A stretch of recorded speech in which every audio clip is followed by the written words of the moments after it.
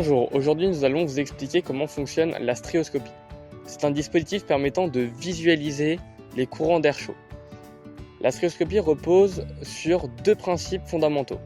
Le premier principe est la différence de densité entre l'air chaud et l'air froid. L'air chaud sera moins dense que l'air froid, donc montera en altitude, tandis que l'air froid restera en surface. C'est notamment sur ce principe que fonctionnent les montgolfières. Le deuxième principe est que la lumière prendra le chemin le plus rapide pour aller d'un point A à un point B. La vitesse d'un rayon lumineux dépend du milieu qu'elle traverse. Un milieu est une substance, un matériau, on peut par exemple citer l'air, le verre, l'eau ou encore la glace. On peut prendre un exemple. Un rayon traversant l'air sera 1,5 fois plus rapide qu'un rayon traversant le verre.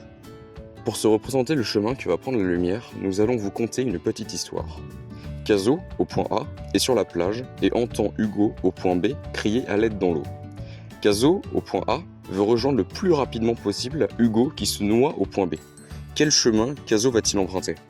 Le trajet le plus court en distance est aussi celui où il y a la plus grande distance à parcourir dans l'eau. Le trajet le plus court dans l'eau est aussi celui où il y a la plus grande distance totale. En réalité, le trajet le plus rapide est intermédiaire. Ici, le tracé en rouge optimise le temps de course et de nage et est le plus rapide. Finalement, Caso a bien calculé sa trajectoire et Hugo a pu être sauvé.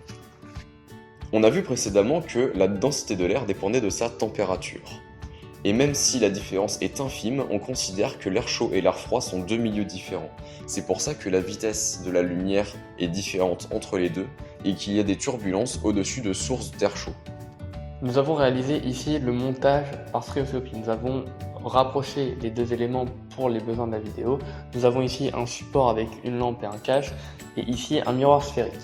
Pour bien comprendre tout le montage, il faut d'abord comprendre ce qu'est un miroir sphérique. Prenez une bille à cœur creux. Imaginez qu'elle est un diamètre de 4 mètres.